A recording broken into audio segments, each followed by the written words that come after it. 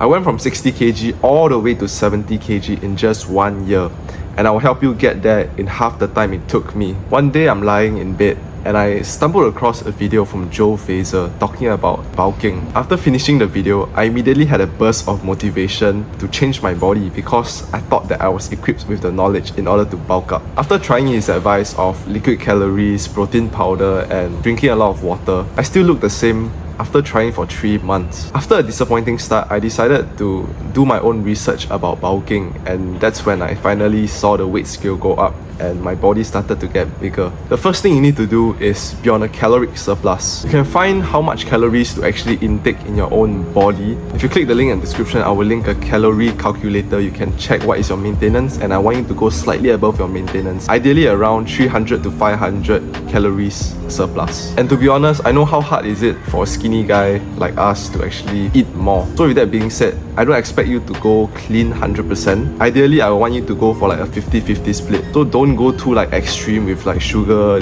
gummies, cakes, ice cream. But also, I don't expect you to go fully like clean vegetable, carnivore, keto. So if you can just have a mix of both and find the right balance, it will be sustainable in the long run. And if you have a small appetite, I recommend you to just eat more meals. So with like the conventional 3 meals a day, breakfast, lunch, dinner, usually if you have a bad appetite, you can't get your calories in order to bulk. So with that being said, I would avoid snacking, having like those chocolates here and there, but instead just eat more meals. So for example, you can eat like 4 or 5 meals. Of course, it's not gonna be easy, but if you think about it, it's so much easier trying to intake 2,500 calories with 4 or 5 meals instead of just 3 meals, because the calories would be separate out.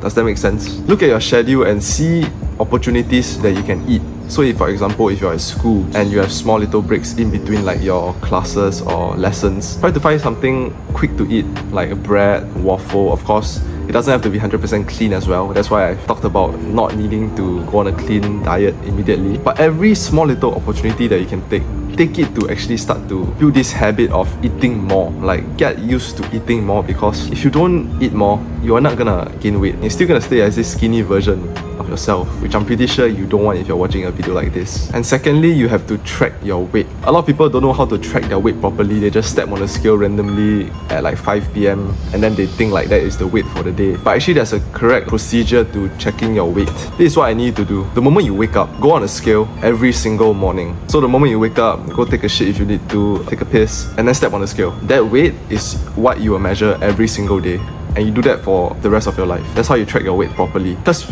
imagine this, if I'm trying to track my weight and then randomly I just go to the gym at 5 p.m. after I've ate a big meal and I drank a lot of water, that is not going to be accurate compared to if I just weigh in at the same time every single day. Of course, I don't expect you to like wake up at the same time every single day, but the moment you wake up, for me, I keep wearing my own clothes. Some people recommend like taking off, getting naked and everything, but I just wear clothes, I take a piss, take a shit, and then I immediately go and weigh myself. And then I want you to track your weight on this app called MyFitnessPal. I can link the app in the description. You can just download it and there will be a weight section below. So I want you to input your weight every single day. And when you do that, it's like you have a clear chart of what your weight is throughout the months or years. With that, it's so much easier to track your weight and to see whether you are actually gaining weight or not. With the chart that you got, and let's say you've been weighing yourself for 1 month, 2 months now, I want you to take every single week, for example, Monday to Sunday, right? Just take that Monday to Sunday weight and then average it out. And once you've averaged it out, you can see that it's like the weekly average weight. Because if you're doing it like daily, sometimes it's not accurate and everything. So if you average out in the weekly and you're weighing yourself, like I said, every single morning accurately, you're going to see a very clear chart. And ideally, if you're bulking correctly, you should gain about 1 kg per month. So like I said, average out the week. So first week, second week, third week, fourth week, and then see at the end of the month, do you gain weight or not? And how much do you gain? If it's like higher than 1 kg, that means you're kind of eating too much throughout the day, and then you should lower it down. But if it's like lower than 1 kg, then you have to increase it slightly. You see how easy that is? So every month you should be aiming for like 1 kg. Ideally, 50% of that 1 kg will be fat and 50% will be muscle. So if you like dirty bulk a lot, then chances are it will be more towards the fat side. But if you clean bulk, it will be more towards the muscle side. So you can see like if you clean bulk all the way, you'll gain a lot of muscle without gaining a lot of fat. But of course, like I said, I don't expect you to go clean 100%. So just live with that and aim for just 1 kg per month. Just slowly track your way up. It will take time to get the data and the charts and everything, but slowly but surely, as long as you're sticking to this, tracking your weight every single day, every morning, you are going to see progress very easily, and you will be able to like fine tune how much you should be eating. And if you're still struggling with eating a lot, if you eat at home, request your parents or the person that cooks for you to just have a bigger portion, adding more rice, adding more meat, adding more calories basically. And if you're eating outside, the same thing, request for more meat and rice and vegetables. So request for a bigger portion as well when you're outside. It's going to be more expensive, but that is what you need to do in order to bulk. Actionable steps that you can do right now, it's to